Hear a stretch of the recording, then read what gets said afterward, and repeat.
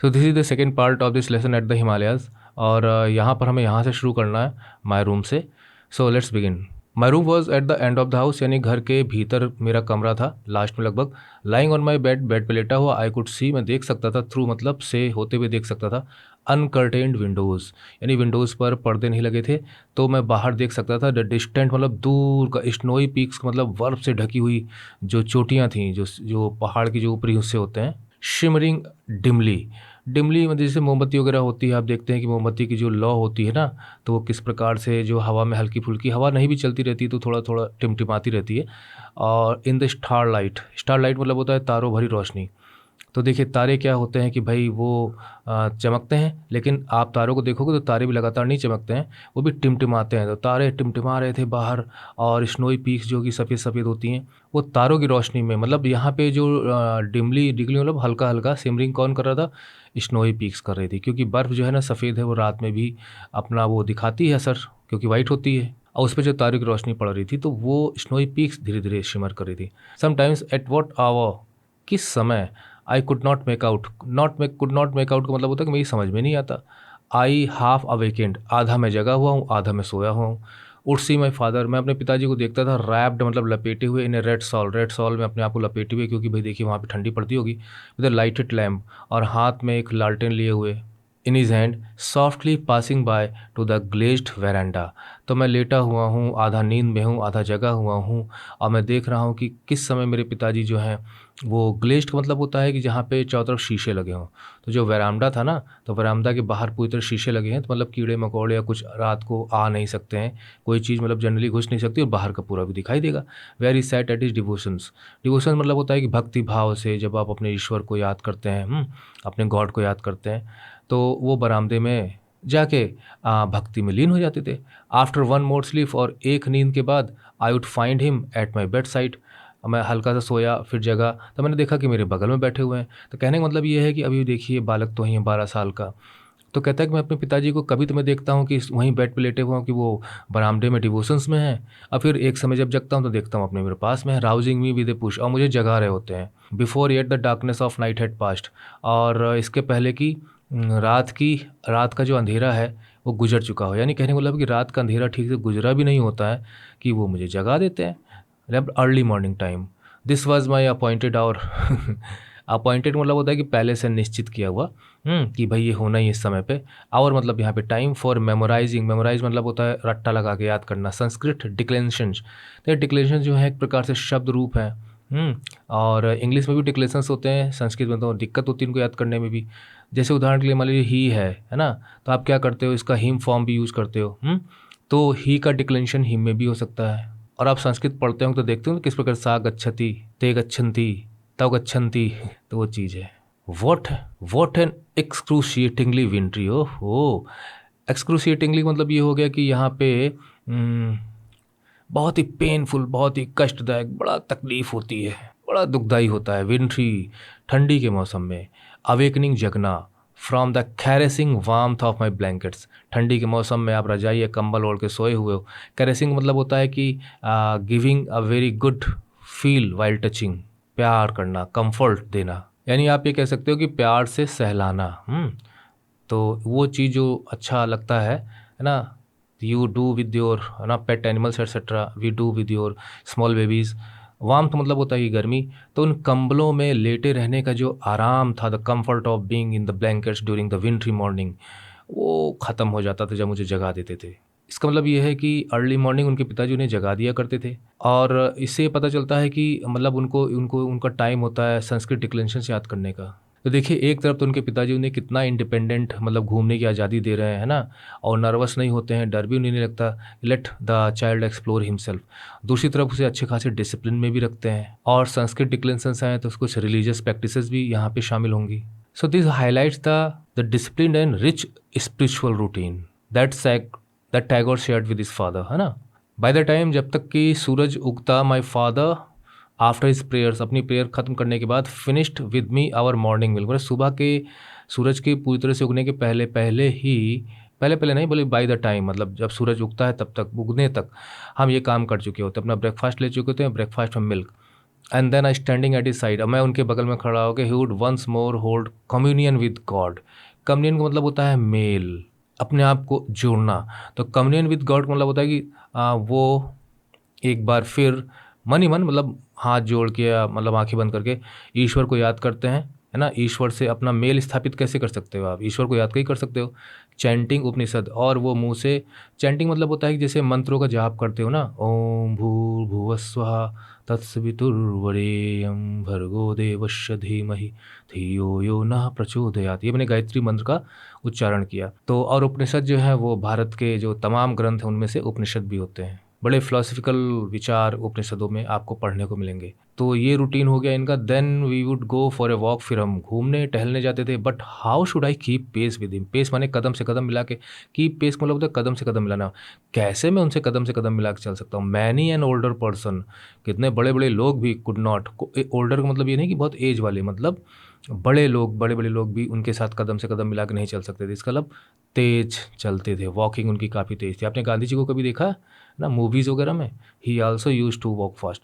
सो after while, इसलिए कुछ देर बाद I would give it up, मैं तो भैया हार मान लेता था, हैं, give it up and scramble back home. Scramble मतलब होता है कि जल्दबाजी में, to move hurriedly quickly back. वो भी स्क्रैम्बल मतलब ये भी होता है इसमें कि आप हाथों को, पैरों को, क्योंकि देखिए पहाड़ी इलाका था तो कभी हाथ कभी पैरों का सहारा लेके, है ना, आपको नीचे उतरना या आप चढ़ना है, तो वो वाली चीज़ मूविंग हरिडली बैक।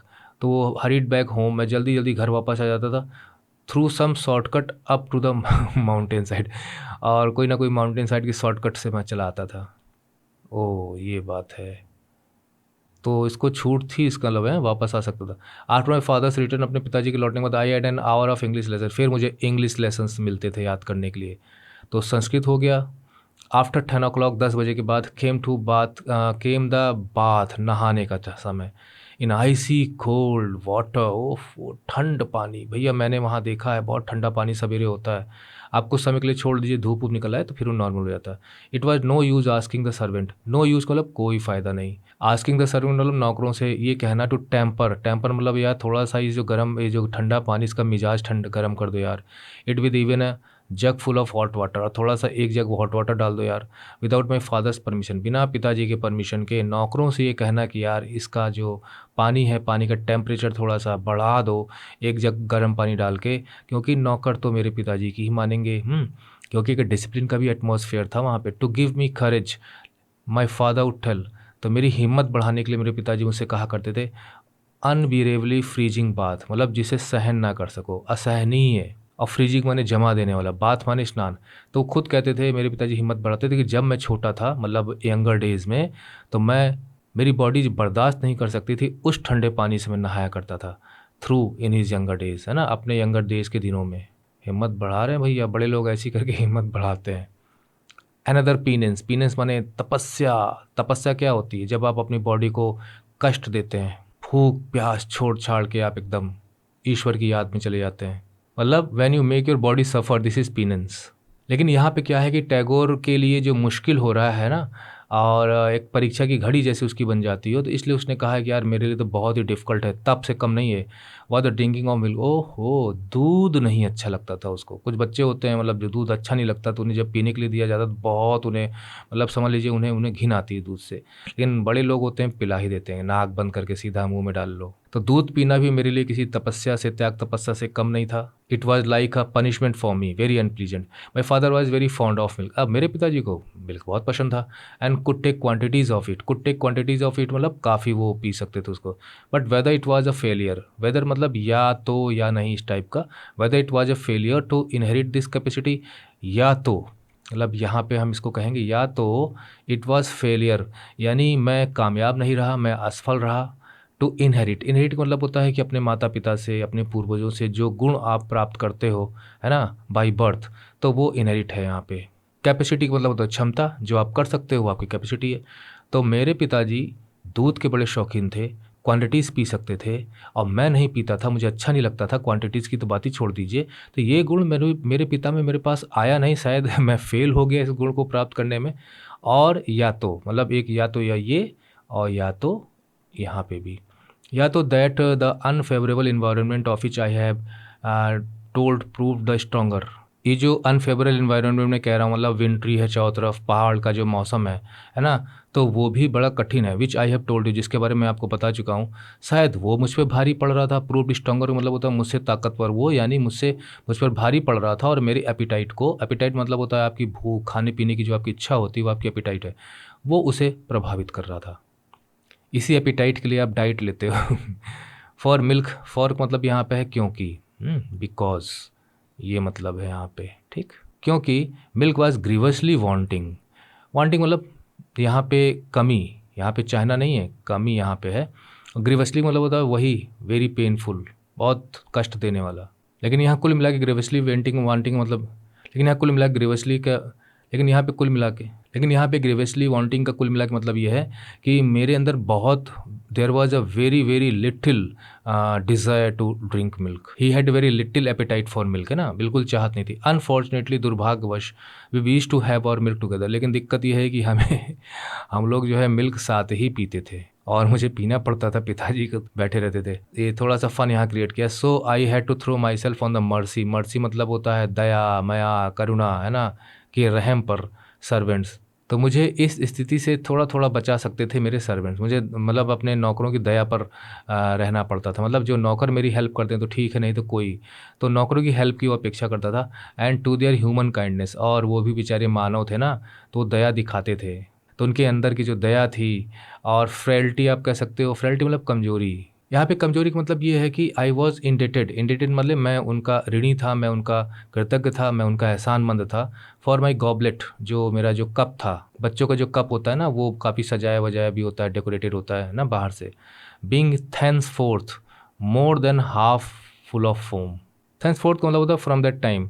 तो वो सर्वेंट से प्लीट करता होगा, रिक्वेस्ट करता होगा, भैया थोड़ा सा हाथ जोड़ लेता होगा, इशारा कर देता होगा, तो वो क्या करते थे। यहाँ फ्रेलिटी मतलब ये है कि बच्चा है, बच्चा कह रहा है तो आपका दिल पसीज जाए, उसके लिए फ्रेलिटी यहाँ यूज किया गया है, कि वो पिताजी की परमिशन को भी मेरे अनुनय विनय पे, है ना, भैया भैया थोड़ा ध्यान रखिए, थोड़ा दूध कम कर दीजिए, इस टाइप का। तो आप कह सकते हो कि मेरे सामने कमज़ोर पड़ जाते थे। And I was indebted for my goblet, और मैं उनका ऋणी रहूँगा, मैं उनका एहसानमंद रहूँगा, क्योंकि जब मैं कहता था तो क्या करते थे कि मेरा जो गॉबलेट होता था उसे वो हाफ़ फुल कर देते थे फॉर्म से, कहने का मतलब जो दूध होता है बहुत सही दूध होता है ना, तो जब आप उसे डालोगे तो उसमें झाग निकलती, तो पता चला वो भरा इतना है और झाग ऊपर तक चली आई, तो लगेगा जैसे दूध ऊपर तक भरा है, लेकिन वास्तव में आपको पीना इतना पड़ेगा। तो बड़े चालाक है भैया ये, हर बच्चे होते हैं।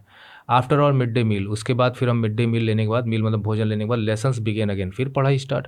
But this was more than flash and blood. ये एक कहावत है ना, एडियम है, कि आपकी फ्लैश एंड ब्लड मतलब जो आपकी बॉडी है, वो कितना बियर कर सकती है, उसकी बात यहाँ की जा रही है। यानी सिर्फ हाड़ मांस जो मेरा हम मतलब हाड़ मांस के बस की बात नहीं है। तो this was more than flash and blood, यानी ये मेरी फिजिकल बॉडी कितना बर्दाश्त कर सकती है, तो उससे कुछ ज़्यादा ही था। कुड स्टैंड मतलब होता है सामना कर पाना, बर्दाश्त कर पाना, फेस कर पाना, है ना।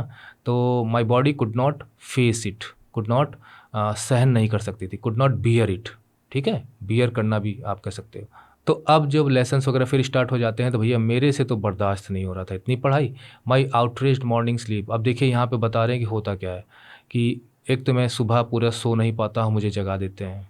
आउटरेज मतलब यहाँ हो गया कि मतलब किसी को आप नाराज़ कर दो, गुस्सा दिला दो, उसको अपसेट कर दो, तो माई आउटरेज मॉर्निंग, पहली बात तो मेरी वो मॉर्निंग स्लीप ख़राब कर देते हैं। Would have it's revenge, revenge मतलब बदला, कि भाई तुमने मुझे मतलब ऐसा किया तो मैं भी तुम्हें कर दूंगा। I did not like it, so I would make you also suffer. And I would be toppling over with uncontrollable drowsiness. Toppling मतलब होता है कि भाई बैठे बैठे आपका सिर आगे पीछे हो रहा है ना, और अनकंट्रोलेबल मतलब कंट्रोल में नहीं है। ड्राउजीनेस मतलब होता है नींद। ओहो, क्या लिटरेचर का पीस है। वो कह रहे हैं कि एक तो जो मेरी मॉर्निंग जो है, मॉर्निंग की जो स्लीप है, जो नींद है ना, वो इतनी नाराज़ हो जाती थी कि वो मेरा बदला लेने की कोशिश करती थी। और उसका बदला कैसे लेती थी कि मैं जगते हुए भी जब पढ़ने के लिए बैठता था लेसन्स के समय, तो मुझे नींद आने लगती थी। यानी स्लीप जो है अपना कोटा पूरा कर रही है यहाँ पे, और ये मैं रोक नहीं सकता। और सच बात कहा जाए तो ये सब चीज़ें अपने कंट्रोल में नहीं होती है ना, कब नींद आ जाए पता नहीं चलता। नेवरदलेस फिर भी, no sooner did my father take pity. No sooner मतलब होता है कि ऐसा हुआ ही, मतलब ऐसा हुआ भी नहीं था ठीक से। जब भी हम नो सूनर का प्रयोग करोगे, मतलब नो सूनर का जब आप प्रयोग करोगे तो यहाँ पे आपको दैन ज़रूर मिलेगा। और यहाँ पे दो एक्टिविटीज़ की बात होती है। माई स्लीपीनेस वाज ऑफ। लाइकवाइज मतलब जिस तरह से वो जो सुबह मेरी नींद गायब हो जाती है, उसी तरह से मेरी जो ड्राउजीनेस वो गायब हो जाती थी। तो कह रहे हैं कि नेवरदलेस फिर भी no sooner did my father take pity, जैसे ही अच्छा फ़नी वे, टेक पिटी मतलब होता है दया दिखाना। ऑन माई प्लाइट माने मेरा दुख, तकलीफ़, क्लेश, कष्ट। और आप यहाँ जान रहे हैं कि कोई कष्ट, क्या कष्ट है वो नींद पूरी नहीं हो रही है और बच्चा है, उसे बस अभी खेलने के लिए कह दो, सारी नींद गायब। एंड लेट मी ऑफ मतलब मुझे जाओ जाओ बेटा बहुत हो गया, तो लेट मी ऑफ मतलब मुझे छोड़ देते थे। Then my sleepiness was off likewise. तो अब जाके आप समझिए आपसे कि लेकिन फिर भी मतलब मुझे नींद आ रही थी, उसके बावजूद भी नेवरदलेस नो सूनर डिड, जैसे मेरे पिताजी मुझे कहते थे कि अच्छा अच्छा बेटा बहुत हो गया, जाओ जाओ जाओ, तो ज्यों ही यहाँ हो जाएगा, ज्यों ही मेरे पिताजी कहते थे कि अच्छा बेटा बहुत हो गया जाओ, है ना भाई, देखिए भाई पिता थे वो देख रहे थे कि बच्चे की क्या हालत है, तो ज्यों ही मुझे वो मतलब छोड़ते थे, त्यों ही मतलब, तो देन मन त्यों ही मेरी स्लीपनेस एकदम गायब हो जाती थी, है ना, पूरी की नींद गायब, क्योंकि अब मैं खुला हूँ, अब मैं जाके मतलब फ्री हो गया हूँ। देन हो फॉर द माउंटेन्स, तो जैसे ही प्रेशर ख़त्म हुआ, मतलब मजबूरी का जो काम करना पड़ रहा था जब ख़त्म हुआ, सारी की सारी नींद गायब हो गई और सीधा क्या याद आया, माउंटेन्स। हो यहाँ पे एक एक्सप्लेनेशन है, हो चलो चलो माउंटेन में घूमते हैं। Now he is finally free to go explore the mountains, है ना। Staff in hand I would often wander away from one peak to another, तो छड़ी लिए हुए अपनी, है ना, आपको मालूम है कि नीचे छड़ी में जो है वो लोहे की वगैरह लगी हुई थी, मैं एक पीक से दूसरी पीक तक घूम रहा था, but my father did not object, अब मेरे पिताजी कोई भी रोका टोकी नहीं करते थे उसमें, है ना, इंटरप्शन नहीं करते थे। To the end of his life I have observed, मैंने देखा है कि अपने पिताजी की डेथ के बारे में बता रहे कि मेरे पिताजी जब तक जीवित रहे और अंतिम सांस तक, he never stood in the way of our independence, वो कभी भी हमारी आज़ादी के सामने नहीं खड़े होते थे। इंडिपेंडेंस मतलब होता है कि जब आपको इंडिपेंडेंट घूमने टहलने डिसीजन लेने की आज़ादी हो, वो इंडिपेंडेंस होती है। तो हमारी फ्रीडम में कभी बाधा नहीं बनते थे। Many a time have I said और डन थिंग्स रिपग्नेंट अलाइक, कहते हैं कई बार तो ऐसा भी हुआ है कि मैंने या तो कुछ कहा है या कुछ ऐसा कर दिया है ना, ऐसी चीज़ें जो बहुत ही रिपग्नेंट मतलब बहुत ही डिस्गस्टिंग और ऑफेंसिव हो, मतलब काफ़ी कुछ मुझसे गलतियाँ भी हुई, और ऐसी गलतियाँ मतलब जिस पे कोई भी मतलब बर्दाश्त ना कर सके, तो वो है रिपग्नेंट। तो बिग ब्लंडर्स अलाइक, तो ऐसी वैसी कुछ गलतियाँ भी की टू हिज टेस्ट मतलब जो उन्हें बिल्कुल पसंद ना आए, एंड हिज जजमेंट, और जो वो चाहते हैं हम, वो हमारा जजमेंट है, जो हमारी मतलब समझ होती है उसी से हम जजमेंट बनाते हैं। तो वो जीवन को जिस तरह से चाहते थे कि मैं जिस तरह से रहूं, जीवन जैसे जीना चाहिए, तो उनके अपने जजमेंट थे, अपने टेस्ट थे, अपनी समझ थी, अपने एक्सपीरियंस थे। तो निश्चित है कि उन्हें जो चीज़ें ख़राब लगेंगी अगर मैं वो करूँगा तो वो नाराज़ होंगे, मतलब the things that he would dislike, ऐसा कुछ मैंने कई बार कहा। With a word he could have stopped me, तो सिर्फ एक बार कह के मुझे रोक सकते थे जब भी मैंने ऐसी गलतियाँ की, कह कर या करके। But he prefer to wait, लेकिन वो ऐसा नहीं करते थे। ही प्रीफर्ड मतलब ही लाइक टू वेट, कि वो ये सोचते थे कि थोड़ा सा इंतज़ार किया जाए, till the prompting to refrain came from within. ये बहुत अच्छी बात है, क्योंकि डिसिप्लिन जो होता है वो सेल्फ होना चाहिए, अंदर से आना चाहिए। तो वो ये सोचते थे कि मैं डांटूं, बाहर से इसको कंट्रोल करने की कोशिश करूं, बल्कि गलती है कि बच्चा खुद इस चीज़ को एहसास करे। तो वो इस चीज़ का, उस समय का इंतज़ार करते थे कि प्रॉम्प्टिंग का मतलब होता है कि अर्ज, अंदर से आवाज़, अंदर से प्रेरणा, अंदर से आपको लगे, अंदर से इंस्पिरेशन आए, अंदर से आपके अंदर डिज़ायर होनी चाहिए। तो रिफ्रेन मतलब होता है दूर रहना, अपने आप को किसी चीज़ से दूर रखने का मतलब होता है रिफ्रेन। रिफ्रेन के साथ प्रेपोजिशन आता है फ्रॉम। विद इन मतलब होता है अंदर से, अंदर हमारे अंतर मन से, हमारे माइंड से, हमारे मन से, हमारे दिल से। तो वो इस चीज़ का इंतज़ार करते थे कि बच्चे को खुद ही फील होना चाहिए, अंदर से प्रेरणा आनी चाहिए कि नहीं नहीं यार, इन सब चीज़ों से दूर रहो। तो खुद अंदर से हमें गलती का एहसास होना चाहिए कि हमने गलत किया है। उससे बच्चा जो है हमेशा आगे ध्यान रखेगा, और वो ये भी नहीं कहेगा कि भाई मुझे आपने डांटा। बच्चा खुद सीख रहा है। तो कहने का मतलब होता है कि फादर कुड हैव प्रॉम्प्ट, तो कहने का मतलब ये है कि father could have prevented me with a single word, but he waited that कि the reformative thoughts should come from within my heart mind. अब पैसिव एक्सेप्टेंस, पैसिव मतलब होता है चुपचाप, बिना कोई आप विरोध किए हुए, बिना कोई अपोजिशन के, acceptance by us of the correct and the proper did not satisfy him.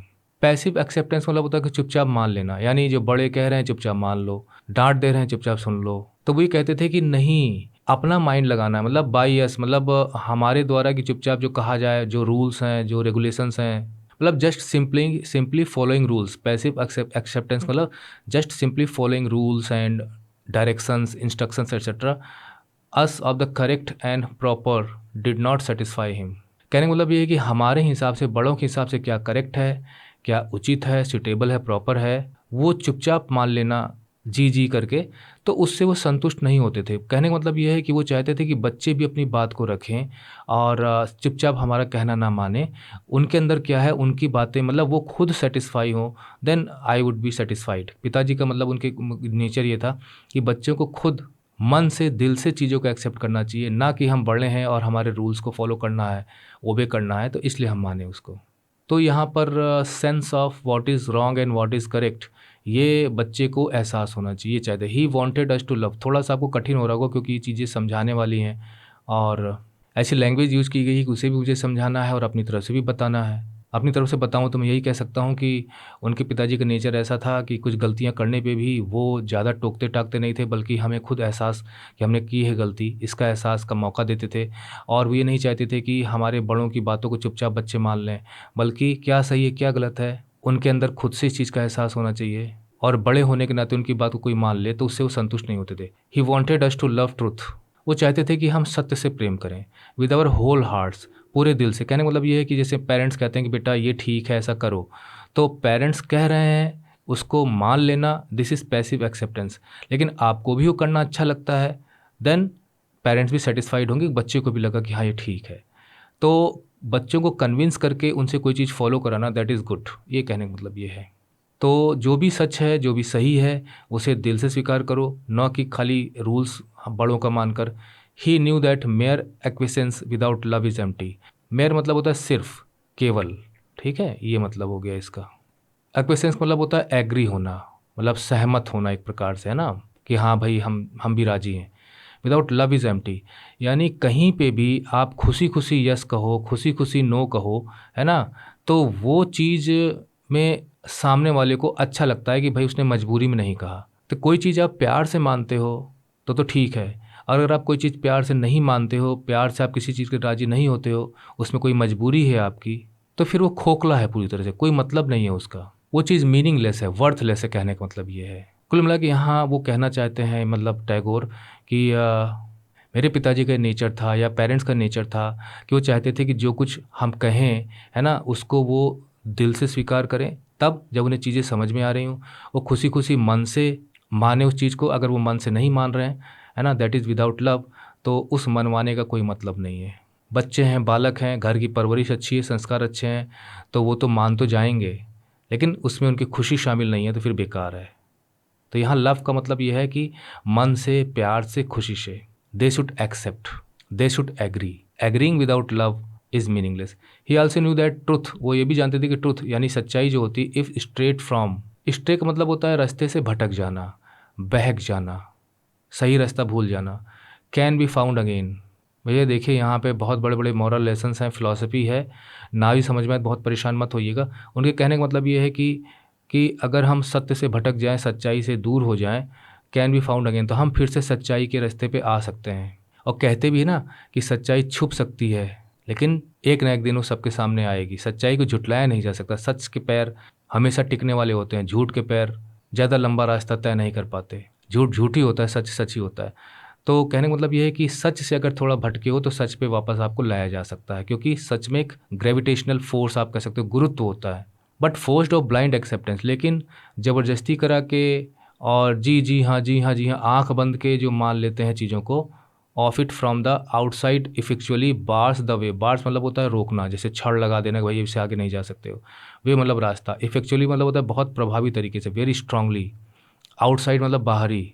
तो यहाँ पे कहते हैं कि अगर हमें कोई चीज़ बच्चों को हमने कही, तो बच्चे अगर को लग रहा है कि भाई हम कुछ मतलब पिताजी कह रहे हैं और हमें अच्छा नहीं लग रहा, लेकिन पिताजी की बात सच्चाई है, सच है, उसके अंदर सत्य है, लेकिन बच्चा नहीं समझ रहा है, तो कोई बात नहीं, कल को समझ जाएगा। अगर वो अभी हमारी बातों पे विश्वास नहीं कर रहा है तो कल करेगा, बड़ा हो जाएगा, समझेगा थोड़ा सा। क्योंकि विदाउट अंडरस्टैंडिंग और क्वेश्चनिंग अगर आप कोई चीज़ मान लेते हो तो वो आपका ब्लाइंड एंड फोर्स्ड एक्सेप्टेंस होता है। मतलब बिना किसी क्वेश्चन के, बिना किसी विरोध के जी जी करके मान लेना, this is car forced and blind acceptance, अंधभक्ति जिसे हम कह सकते हैं। और मैं भी कहूँगा कि ऐसा नहीं होना चाहिए। आपको पूरे तरीके से, ढंग से, तरीके से, सलीके से, विथ प्रॉपर एटिकेट आपको कहीं ना कहीं अपनी बातों को रखना चाहिए, ब्लाइंड एक्सेप्टेंस नहीं होना चाहिए। अब फोर्स्ड एक्सेप्टेंस तो भाई घरों में ऐसा ही होता है, लेकिन ब्लाइंड एक्सेप्टेंस नहीं होना चाहिए। इट का मतलब यहाँ पे है सत्य, जो ट्रुथ है। तो बाहर से तो कहने का मतलब ये है कि भाई अगर वो सच को नहीं मानते हैं या उन्हें लगता है कि हम ही गलत हैं, तो वो गलतियाँ करके, है ना, अपने एक्सपीरियंस से कल को समझ जाएंगे कि ट्रुथ क्या है, व्हाट इज़ करेक्ट बिहेवियर। लेकिन हम उन्हें फोर्स और ब्लाइंड तरीके से मनवा लेते हैं सच को कि हाँ भाई मान लो, हाँ ये सच है, तो वो सच तक पहुंचने का रास्ता बंद कर देता है, क्योंकि हम चुपचाप मान लेते हैं। मतलब बच्चे को हम ब्लाइंडली और फोर्सली एक्सेप्ट करवा देते हैं, फिर बच्चा उस पर कभी दोबारा क्वेश्चन नहीं करता। खासकर ये चीज़ रिलीजन के मामले में होती है ना। जस्ट थिंक अबाउट इट कि हम जो कुछ भी है चुपचाप मान लेते हैं, हम बहुत कम क्वेश्चन करते हैं। वहाँ पे हमारा जो जो जो एक्सेप्टेंस है वो ब्लाइंड है। और अगर आप कोई क्वेश्चन करना चाहते हो तो लोग चुप करा देते हैं, तो फोर्स्ड एंड ब्लाइंड एक्सेप्टेंस है। और फिर आप भी हार मान के बैठ जाते हो और फिर सत्य तक फिर आप नहीं पहुँच पाते हो। लेकिन अगर आपको खुला छोड़ दिया जाए तो आपको जो चीज़ सही नहीं भी लग रही है, देर सबेर आप अपने ढंग से गलतियाँ करके कुछ भी तरीके से आप दोबारा सत्य को पा सकते हो। लेकिन एक बार ब्लाइंड आपको बना दिया, हमने ब्लाइंड एक्सेप्टेंस वाला बना दिया, तो आप सत्य से हमेशा के लिए दूर हो जाओगे। आंखें आपकी बंद हैं तो बंद ही रहेंगी, और सच के लिए आंखें खोलनी पड़ती हैं उन्हें। खुलकर क्वेश्चन करना, खुलकर एक्सप्लोर करना। In my early youth I had convinced, in my early youth मतलब अपने पहले यंगर डेज की बात करें, I had conceived a fancy. Conceive मतलब होता है कि मेरे, कंसीव मतलब वैसे धारण करना, और ऑफेंसिंग मतलब होता है कि इमेजिनेशन। तो कंसीव्ड फैंसिंग मतलब मेरे मन में ये चीज़ें, ये विचार आए, ये कल्पनाएं उभरी। A journey along the grand trunk road, कि मुझे ग्रैंड ट्रंक रोड पर यात्रा करनी है, चलना है उस पर। फैंसी थोड़ी सी वाइल्ड इमेजिनेशन भी हो जाती है ना, मतलब कुछ भी सोच लेते हो वो फैंसी है। कहते हैं ना यार तुम कुछ भी सोच लेते हो, वो आपकी फैंसी है, जिसकी ट्रूथ होने की, जिसके सही होने की, जिसके उम्मीद ही नहीं है।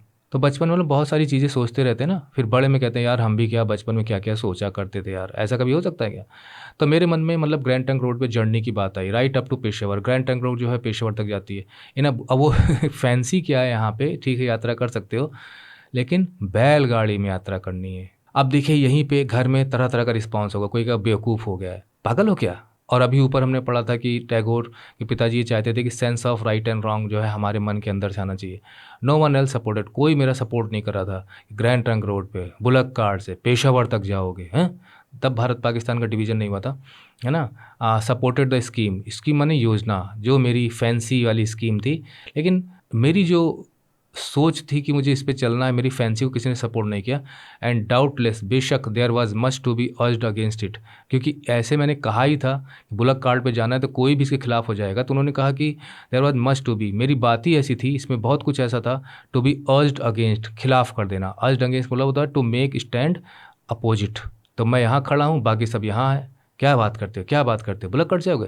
क्योंकि ये प्रैक्टिकल प्रोपोजिशन नहीं था। प्रैक्टिकल का मतलब होता है जो किया जा सके, जो पॉसिबल हो। प्रोपोजिशन का मतलब होता है कि कोई सजेशन, कोई प्रस्ताव, कोई ऑफ़र, कि चलो भाई ये किया जाए, तो प्रपोज करना। तो मेरा ये कहना कि भैया मैं बुलक कार्ट से वहाँ जाना चाहता हूँ ना, ये किसी भी तरह से प्रैक्टिकल प्रोपोजिशन नहीं लगता था। बहुत कुछ इसमें ऐसा था कि कोई भी कहेगा कि भाई कैसे हो सकता है ये, किसी ने सपोर्ट ही नहीं किया। और सपोर्ट ना करने के तमाम कारण थे, है ना, देयर वाज मच मतलब तमाम वजह थी। बट व्हेन आई डिस्कस्ड, मतलब जब मैंने बातचीत की इस पर अपने पिताजी से, he was sure it was a splendid idea, उनका बहुत शानदार आइडिया है बुलक कार्ट से जाने का। This is encouragement that the child needed. तो ये जो आइडिया था, there were many reasons not to support it, है ना, कि much to be urged against, कोई भी खिलाफ हो जाए। लेकिन मेरे पिताजी एकदम अपोजिट चले गए। उन्होंने कहा बहुत ही अच्छा आइडिया है, बच्चों को एक्सप्लोर, एक्सपेरिमेंट करने का मौका दीजिए। आप उन्हें रोकेंगे, मना करेंगे तो वो मन ही मन महसूस करके रह जाएंगे। उन्हें खुद करने दीजिए, खुद ही जब वो फेल हो जाएंगे तो आगे आपसे शिकायत भी नहीं करेंगे। Travelling by rail road was not worth the name. उन्होंने कहा रेल के जरिए तो हम पेशावर जा सकते हैं यार, उसमें क्या बचा है, सभी लोग रेल से जाते रहते हैं, उसमें कौन सी बहुत बड़ी बात है। नॉट द वर्थ का मतलब कौन सी बहुत बड़ी बात है, कौन सा अचीवमेंट उसमें महसूस होगा, इसमें कौन सा एडवेंचर हमें मिलने। It is not any adventure in travelling by road, rail road.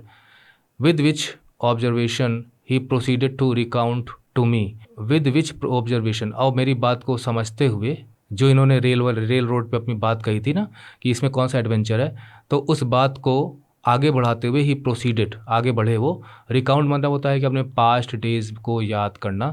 To me, तो उन्होंने अपनी बीती घटनाओं को सुनाया मुझे। होन adventurous wanderings on foot and horseback, कि कैसे मैं अपने यंगर डेज़ में पैदल काफ़ी चला करता था, घोड़े की पीठ पर बैठकर चला करता था, कितना एडवेंचरस वो होता था। तो देखिए मेरे मूड को वो मतलब देखकर मुझे बढ़ावा देने के लिए sucker of any chance of discomfort of peril he had not a word to say. Peril का मतलब होता है कि कोई डेंजर, खतरा उत्पन्न हो जाए, कोई रिस्क आ जाए। कहने का मतलब होता है कि जब उन्होंने इन सारी चीज़ें बतानी शुरू की, किस प्रकार से मेरी एडवेंचर ट्रिप होती थी, तो उन्होंने उसमें कोई मतलब ऐसी बात नहीं की जिसमें खतरा हो, जिसमें रिस्क हो, बहुत तकलीफ़ हुई हो, है ना? नहीं तो क्या होगा कि बच्चा खुद उसको एक्सप्लोर नहीं करेगा, वो सोचेगा यार मेरा आइडिया ही ख़राब है। तो नेगेटिव बातें उन्होंने नहीं बताई, सारी पॉजिटिव बातें उसमें बताई। As he allowed me to wander about the mountains at my will. Will मतलब एट माई विल मतलब मेरी इच्छा। विल माने यहाँ पे इच्छा, ठीक है? तो मेरी इच्छा अनुसार जिस प्रकार से वो मुझे टहलने घूमने की आज़ादी देते थे पहाड़ों पर, so in the quest of truth. Quest मतलब होता है खोज, ठीक है? तलाश, सर्च, ठीक है? प्रेपोजिशन यहाँ पर ध्यान दीजिए। क्वेस्ट ऑफ भी होता है, क्वेस्ट फॉर भी। तो सच की तलाश, यहाँ सच की तलाश का मतलब सीधा सीधा बात मतलब है कि ओन एक्सपीरियंस, आपको दुनिया में खुद का एक्सपीरियंस लेना है। हमारे एक्सपीरियंस से कब तक आप चलते रहोगे? हम कहते थे ना दुनिया बहुत ख़राब है, बच्चों अजनबियों से बच कर रहो, किसी से बात मत करो अजनबी से, तो बच्चे तुरंत फॉलो करते हैं। लेकिन एक बार आप इस रूल को तोड़ के देखिए, और जब आप फंसेंगे तो इस सच को खुद सीखोगे, ना कि पहले जो माँ बाप कहते थे कि भाई उनसे दूर रहो। This is called learning by own experience. तो so in the quest for truth he left me free.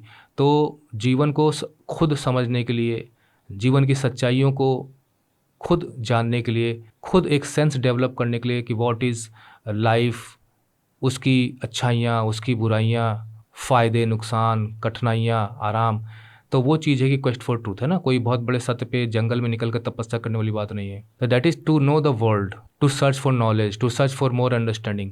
He left me free to select my path. तो मुझे आज़ादी देते थे कि जो रास्ता तुम्हें चुनना है तुम चुन लो, जिस रास्ते पे चलना चाहते हो। पाथ मतलब यहाँ पे वो नहीं है कि रोड, पाथ मतलब होता है कि तरीके, मेथड, जो भी जीवन में आगे बढ़ना चाहते हो। He was not deterred by the danger of my making. Deterred मतलब होता है कि घबरा कर रुक जाना आगे बढ़ने से, मतलब हिचकिचाना। डिटर्ड तब होता है जब व्हेन यू आर डिस्करेज्ड और यू आर प्रिवेंटेड। तो वो इस चीज़ को लेकर नहीं रुकते थे, नहीं घबराते थे कि danger of my making mistake, कि मैं गलतियां कर सकता हूँ। और प्रॉब्लम यहीं पे होती है कि क्यों पेरेंट्स इतने ज़्यादा प्रोटेक्टिव होते हैं बच्चों को लेकर। उन्हें लगता है कि बच्चे गलती कर सकते हैं। एक छोटा सा बेबी जिसे कुछ नहीं पता होता, जो भी चाहता है उठा के मुंह में डाल लेता है। हमेशा उसका ध्यान रखा जाता है कि भाई ऐसा ना करे। आग भी देखेगा तो हाथ डालेगा, तुरंत उसका हाथ पीछे घसीट लिया जाता है। लेकिन एक बार छोड़ दिया जाए, है ना, और जहाँ मोमबत्ती पे उसने उंगली लगाई, कहीं कुछ लगा, जब हल्का सा जलेगा बच्चा ना, जब उसे एहसास होगा पीछे होगा, तो दोबारा कभी भी वहाँ वो हाथ नहीं डालेगा, क्योंकि अब उसने खुद सीखा है। अब वैसे आप उसका हाथ हटाओगे बार बार, कुछ देर रुकेगा फिर वहीं हाथ ले जाएगा। तो he was not alarmed. Alarm मतलब होता है कि चिंतित हो जाना, बहुत ज़्यादा वरीड हो जाना। प्रॉस्पेक्ट मतलब होता है पॉसिबिलिटी ऑफ माई इनकाउंटरिंग, मतलब सामना करना। सॉरी मतलब दुख। तो वो डिटर्ड नहीं होते थे इस चीज़ से कि मैं गलतियां कर सकता हूँ, उसके खतरे हैं, मेरे रास्ते में खतरे आ सकते हैं। और ना वो इस चीज़ को लेकर घबराते थे, अलार्म होते थे। इस बात जब उसके उनके बात में, जब ये बात मन में ये बात आती होगी, ऐसा कोई प्रॉस्पेक्ट उनके मन में आता होगा, कोई पॉसिबिलिटी मन में आती है कि भाई मेरा दुखों से सामना हो सकता है, मैं कठिनाई में पड़ सकता हूँ, मुझे तकलीफ़ हो सकती है, तो होने दो। जब हम अब आप साइकिल चलाना नहीं जानते थे, जब आपने साइकिल चलाना पहली बार सीखा होगा, अब तो खैर बगल में साइड में पहिए आ जाते हैं। हम लोगों ने तो समझे वही बड़े वालों की साइकिलों से ही साइकिल चलानी सीखी थी। गिरते भी थे, पढ़ते भी थे, लेकिन छोड़ते नहीं थे, क्योंकि हम खुद उसको कर रहे होते हैं और फिर एक दिन हम सीख ही लेते हैं। तो लर्निंग बाय इंजॉइंग भी है, उसमें तकलीफ़ भी है। तो वो इस चीज़ से नहीं घबराते थे कि आगे मुझे तकलीफ़ हो सकती है, कोई खतरे हो सकते हैं, बच्चा है, गलती कर सकता है, कहीं चोट ना पहुंचा ले। He held up a standard. देखिए होल्ड अप का पास्ट टेंस है हेल्ड अप। स्टैंडर्ड मतलब होता है कि एक good level and status of behaviour, मतलब एक अच्छे आचरण, जैसे कहते हैं ना कि एक गुड क्वालिटी अपने जीवन में खुद उन्होंने क्वालिटी मेंटेन की थी। Not a disciplinary rod. Disciplinary मतलब होता है कि अनुशासन, रॉड माने छड़। तो जैसे टीचर होते हैं, है ना, छड़ी लेके सिट डाउन स्टैंड अप, बच्चे घबरा घबरा के मानने लगते हैं। तो यहाँ कहने का मतलब ये है कि वो अनुशासन की छड़ से कंट्रोल करना नहीं चाहते थे, बल्कि उन्होंने खुद अपने जीवन को एक ऐसे एग्जाम्पल, एक स्टैंडर्ड अपना खुद के जीवन को बनाया था कि उन टैगोर खुद अपने पिता के जीवन से ही सीख ले सकते थे। एक उच्च कोटि का, एक हाई लेवल का वो स्टैंडर्ड मेंटेन करते थे। यानी खुद वो एक स्टैंडर्ड लाइफ जी रहे थे और वो चाहते थे कि मुझसे ही लोग सीखें। जैसे टीचर ही हैं तो कुछ टीचरों का आप खुद ही आप अंदाज़ा लगा लोगे, यार he is a man of, he is a teacher of standard and he is a teacher of very low behaviour, low teaching. कह सकते हो कि करेक्टर वाले आदमी थे और वो करेक्टर से डेवलप करना चाहते थे अपने बच्चों में, खुद अपना एक अच्छा करेक्टर रखते थे अपनी लाइफ का। वो छल मतलब बाहर से कंट्रोल नहीं करना चाहते थे, वो चाहते थे कि जीवन का अपनी एक अच्छाइयाँ का एक लेवल होना चाहिए। That is father had set a good example of his life and he wanted to make his child कि बी लाइक दैट। वो अपने जैसा या किसी भी स्टैंडर्ड व्यक्ति के जैसा बनाने के लिए डिसिप्लिनरी रॉड का सहारा नहीं लेते थे कि कोई पनिशमेंट दे देना, इस टाइप की कोई बात नहीं थी। I would often talk to my father of home. तो मैं अक्सर भाई घर में क्या हो रहा है, क्योंकि घर से तो दूर था, 12 साल का बालक था, तो मैं घर के बारे में बातचीत करता था ना, होम सिकनेस हो जाती। Whenever I got a letter from anyone, उस वक्त जो है पत्रों का आदान प्रदान होता था। ऐसा कुछ नहीं था कि व्हाट्सएप मैसेज भेज दिया, वीडियो कॉल कर दी। तो whenever I got a letter from anyone, तो जब भी कोई लेटर आता था है ना एट होम, घर से कोई लेटर आता था यहाँ पे बकरोटा में, तो आई हैसेंड ना जल्दी जल्दी to show it to him, तो जल्दी जल्दी भाग के जाकर उनको दिखाता था लेटर है लेटर है। आई वेरीली बिलीव, वेरीली मतलब होता है बहुत मच, बहुत ज़्यादा, मतलब आई वेरीली बिलीव, मैं काफ़ी हद तक विश्वास करता था। I was thus the means of giving many a picture he could have got from none else. तो आप कह सकते हो कि मुझे पूर्ण विश्वास था, वेरीली बिलीव। अब यहाँ थोड़ा समझने वाली बात है कि आई वॉज दस, मैं इस तरह से, द मीन्स, मीन्स मतलब साधन, मतलब मैं पिताजी, मीन्स मतलब होता है कि मतलब जिसकी मदद से आप कोई काम करते हो वो एक मीन्स हो जाता है। तो मैं एक जरिया था of giving he many a picture he could have got from none else. तो मैं उनका बेटा था और जब मैं लेटर उनके पास लेके जाता था, शेयर करता था, तो बहुत सी चीज़ें उनके दिमाग में आती होंगी, बहुत सी छवियाँ, बहुत सी पिक्चर उनके दिमाग में बनती होंगी। He could have got from none else, जो वो किसी और से इस तरह का मतलब जैसे कहा जाए कि माइंड में और हार्ट में जो जो इफ़ेक्ट क्रिएट होता था, जो इमोशंस क्रिएट होते थे, लेटर्स जब मैं उनके पास लेके जाता था, क्योंकि आप यहाँ पे दूर बैठे हुए हैं, तो घर की बातें जब यहाँ पे पता चलती होंगी तो निश्चित है कि मन में जो भी उथल पुथल होती होगी, जो भी इमोशंस उठते होंगे, जो भी फीलिंग्स आती होंगी, तो मन तो है ना वो विजुलाइज़ करता है चीज़ों को। तो मुझे लगता है कि जब मैं लेटर लेके जाता था और फिर वो लेटर को पढ़ा जाता था, तो लेटर्स पढ़, देखिए आप बच्चों आप समझ नहीं पाएंगे, उस पर लेटर्स का बहुत इंतज़ार होता था और किसी का लेटर मनचाहा आ जाता तो बहुत खुशी होती थी और पढ़कर सुनाते थे, पूरा घर सुनता था, इस लेवल की खुशी होती थी। तो इसलिए यहाँ दिया गया है कि शायद मैं लेटर उनके पास लेके जाता था, तो मैं एक जरिया था कि लेटर्स के माध्यम से उनके मन में तरह तरह के ख्याल आते थे। अब मेरे अलावा कोई और अगर उन लेटर्स को लेके जाता तो शायद वो पिक्चराइजेशन उनके माइंड में ना होता, क्योंकि मैं भी उनका बेटा था, मैं भी परिवार का सदस्य था। मीन्स इंग्लिश में हम ये कह सकते हैं कि मतलब by sharing letters the narrator provided a window into his life back home, है ना, something the father would not have experienced otherwise. तो अकेले वो चीज़ों को शायद उतना एक्सपीरियंस ना कर पाते। जब हम दूर होते हैं कहीं पे ना, तो हमें किसी की इंपॉर्टेंस पता चलती है। और अगर फिर भी ना समझ में आ रहा हो तो आज भी कोई मतलब मैसेज हमें मिलता है, हम किसी का इंतज़ार करते हैं ना, किसी का गुड मॉर्निंग का ही मैसेज, यार आज उसने गुड मॉर्निंग नहीं किया, आज मुझे गुड नाइट नहीं किया, आज मेरा बर्थडे पे विश नहीं किया, और शाम तक जो कोई मैसेज आ जाता है तो कितनी खुशी आपके मन में होती है। मतलब वो जो खुशी है यहाँ पे पिक्चर मतलब कह सकते हो, वो खुशी शायद मेरे अलावा कोई और को नहीं दे सकता था लेटर्स के माध्यम से। या आप कह सकते हो कि मैं उनके साथ था, मैं उनका बेटा था, तो शायद मैं उनकी खुशी का सबसे बड़ा जरिया था। My father also let me read letters, तो मेरे पिताजी मुझे लेटर्स पढ़ने का भी मौका देते थे, कि ज़रा पढ़ के सुनाओ तो, फ्रॉम माई एल्डर ब्रदर्स, जो मेरे बड़े भाई से आते थे।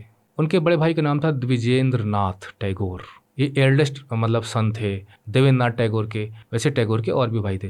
This was his way of teaching me, तो वो जब मुझे लेटर पढ़ने का मौका देते थे तो एक प्रकार से ये भी एक प्रकार से मुझे जीवन की शिक्षा दे रहे होते हैं, how I ought to write to him, कि किस प्रकार से मुझे भी बदले में पत्र लिखना चाहिए, क्योंकि मैं पत्र लिख पढ़ूंगा तो सीखूंगा कि कैसे मुझे भी पत्र लिखना चाहिए। क्योंकि he by no means underrated the importance of outward forms of ceremonial, बड़ी बड़ी कठिन कठिन चीज़ें उन्होंने लिख दी है जो बच्चों को समझना तो मुश्किल हो सकता है। तो यहाँ पर लेटर राइटिंग जो एटिकेट्स होते हैं, जो जो जो जो तरीके होते हैं, जो मेथड्स होते हैं, और एक लेटर राइटिंग का जो जो जो जो एथोस होना चाहिए, जो सेंस होना चाहिए, लेटर लिखते वक्त जो फीलिंग होनी चाहिए, किस प्रकार से इमोशन को शब्दों में डालना है, किस प्रकार से अपनी बातों को पहुंचाना है, और लेटर्स की खुद की क्या इंपॉर्टेंस है, कैसे कनेक्ट करते हैं हमें हमारे लोगों से, तो सारी चीज़ें मतलब उनकी टीचिंग का ज़रिया थी, क्योंकि हम ऑलरेडी पढ़ चुके हैं कि मैं उनका बेटा था और मैं तरह-तरह की बातें घर के बारे में भी करता था, पूछता था, सब कुछ करता था। तो मेरे पिताजी शायद उन चीज़ों पे भी गौर करते होंगे जो शायद वो कभी मिस कर दिया करते थे। तो मैं ही सबसे बेस्ट ज़रिया था इन सब चीज़ों के लिए। तो लेटर्स जब मैं पढ़वाते थे तो मुझे भी ल यहाँ पे हमने देखा है कि किस प्रकार से वो फ्रीडम भी देते थे एक्सप्लोर करने की सच्चाई को, और साथ ही साथ एक डिसिप्लिन भी उन्होंने एक स्टैंडर्ड का मेंटेन करके रखा हुआ था। ये जीवन बिना अनुशासन के वर्थलेस है, मीनिंगलेस है। तो कहते हैं कि बाय नो मीन्स मतलब होता है कि वो किसी भी तरह से बिल्कुल भी नहीं, मतलब यहाँ पे नेगेटिव सेंस है कि बिल्कुल भी किसी भी तरह से अंडररेटेड मतलब होता है कम कर आंकना, बहुत ही लो वैल्यू देना, इम्पोर्टेंस ना देना। तो यहाँ पे आपको समझना है कि वो बहुत ही इम्पोर्टेंस देते थे, यानी वो किसी भी रूप में कमतर नहीं आंकते थे, कम नहीं समझते थे। क्या चीज़ कम नहीं समझते थे? The importance of outward forms of and ceremonial. देखिए, आउटवर्ड फॉर्म्स का मतलब होता है कि आपके मन में जो है वो तो है ही है, लेकिन जब दुनिया से आप मुखातिब होते हो, उसमें चाहे आपके पेरेंट्स ही क्यों ना हो, आपके रिलेटिव्स ही क्यों ना हो, आपके फ्रेंड्स ही क्यों ना हो, मतलब जब आप दूसरों से, दुनिया से जब आप मुखातिब होते हो, दुनिया को फेस करते हो, तो आपको तरह तरह से अलग अलग तरीके से डील करना पड़ता है। फ्रेंड्स अलग है, रिलेटिव्स अलग है, टीचर से अलग है, अजनबियों से अलग है, जो न्यू फ्रेंड्स आ रहे हैं आपके बनने वाले उनसे अलग है, डिफरेंट सिचुएशंस होती हैं। तो वो जो this is called outworld. When you face the world, it is outworld. When you are thinking about anything inside, this is your inworld. तो बाहरी दुनिया, तो बाहरी दुनिया के फॉर्म की बात कर रहे हैं कि किस प्रकार से दुनिया बाहर आपको मिलती है। और सेरेमोनियल का मतलब होता है कि तरीके, जिस तरह से आप पेश आते हो, और वो सेरेमोनियल होने चाहिए, मतलब उनमें ढंग होना चाहिए। तो यहाँ पे आउटवर्ड फॉर्म्स ऑफ सेरेमोनियल का मतलब, इसको मैं थोड़ा सा हाईलाइट भी कर देता हूँ। प्रॉपर एटिकेट मतलब शिष्टाचार जिसे आप कहते हो, हाँ ये सही है कि हम इसे सेरेमोनियल का मतलब कह सकते हैं कि हमें पूरे शिष्टाचार से पेश आना होता है ना। टीचर है तो कैसे आपको ढंग से पेश आना है, मतलब सारे सारे जो अच्छे ढंग है वो सेरेमोनियल हैं। एंड फॉर्मेलिटीज़ है ना, तो ये है सेरेमोनियल कि आप जब दुनिया से मुखातिब हो रहे हो तो आपको एटिकेट्स एंड फॉर्मेलिटीज़ को फॉलो करना चाहिए, और इसको वो कम इम्पोर्टेंस नहीं देते थे। No, by no means underrated, इसको कमतर नहीं आंकते थे। और यहाँ अगर हम बात करें तो यहाँ पे एक प्रकार से लेटर राइटिंग में भी इसको हमें फॉलो करना चाहिए, और लेटर राइटिंग आपके ग्रामर में इसलिए सिखाई भी जाती है, किस प्रकार से प्रॉपर एटिकेट्स और फॉर्मेलिटीज़ को पूरा करते हुए आपको लेटर लिखना पड़ता है। दोस्तों को लिख रहे हो तो अलग एटिकेट्स हैं, थोड़ा सा इनफॉर्मल हो सकते हैं, नहीं तो नहीं। बल्कि पिताजी को पत्र लिखोगे तो शुरू में लिखोगे पूज्य पिताजी, है ना, माई रिवर्ड फादर। हालांकि अब पत्र कौन लिखता ही है। तो letter were also means of teaching him proper etiquettes and formalities while communicating with others. क्योंकि जब उनके बड़े भाई, यानी यहाँ पे जो ब्रदर है, इनका बड़ा ब्रदर है, दूसरी तरफ सन है ना, ब्रदर टैगोर का है और बेटा जो है वो देवेंद्रनाथ टैगोर का है।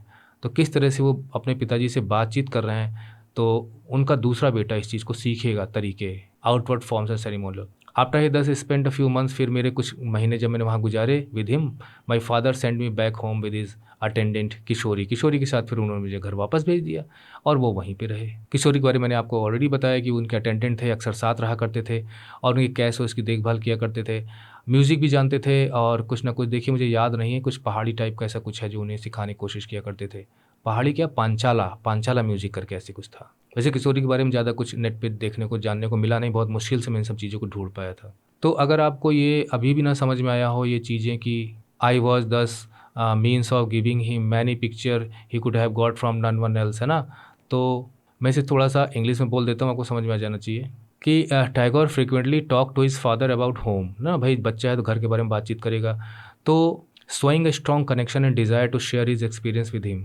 और पिता भी उन सब चीज़ों के बारे में सोच लिया करते होंगे जो कभी नहीं सोचते थे। तो न्यू न्यू थॉट्स होम को लेकर मैं उनके मन में लेके आया करता था। New new pictures means here same. और दूसरा मीनिंग हम यहाँ पे ये ले सकते हैं कि चूँकि लेटर्स वो शेयर करते थे, ला के देते थे खुद ही, है ना, तो मैं ही दौड़ के ला के देता था। और मुझसे लेटर प्राप्त, घर का लेटर अगर मुझसे प्राप्त करेंगे तो डिफरेंट फीलिंग के साथ लेंगे, कोई दूसरा ला के देगा तो डिफरेंट फीलिंग के साथ वो लेटर को लेंगे। तो वो भी ये बात यहाँ पे कही गई है कि Tagore ईगरली share letters from home with his father and providing him with a window into his family life. तो फैमिली लाइफ के बारे में सोचने का, समझने का और फीलिंग्स, इमोशनल कनेक्ट करने का भी मौका लेटर्स के जरिए मिलता था। और ये मैं ही लेके आता था, तो I was the best means to give him the letters and also read him out the letters, क्योंकि उनको मौका मिलता था। बाकी आउटवर्ड फॉर्म्स ऑफ सेरेमोनियल के हमने वेबसाइट पे एक अलग से एक दिया हुआ है थोड़ा बहुत एक्सप्लेनेशन, वहाँ जाके आप पढ़ सकते हैं। कुल मिला के टैगोर के पिताजी ना wanted to make him a man of standards, है ना, instilling him in the values of respect, propriety, effective communication and own experimenting and exploring the world to know the truth, experience gaining, knowledge gaining. वो बाहरी अनुशासन, वो किसी punishment में विश्वास नहीं करते थे, टोका टाकी में विश्वास नहीं करते थे, और एक इंडिपेंडेंस देने की कोशिश करते थे। तो ये थोड़ा सा टफ भी था, बड़ा भी था, इसलिए 2 पार्ट में बना है, लेकिन फिर भी मैंने कोशिश की है कि आपके लेवल पे आके इसको समझा सकूं। फिर भी कहीं कुछ आपको लाइन समझ में नहीं आई हैं तो आप हमसे कमेंट में लिख सकते हैं, हमसे कांटेक्ट कर सकते हैं। तो ट्यूटोरियल ख़त्म करते हैं, फिर किसी नए ट्यूटोरियल में आपसे मुलाकात होगी। So signing off for now, bye bye, study well and take care.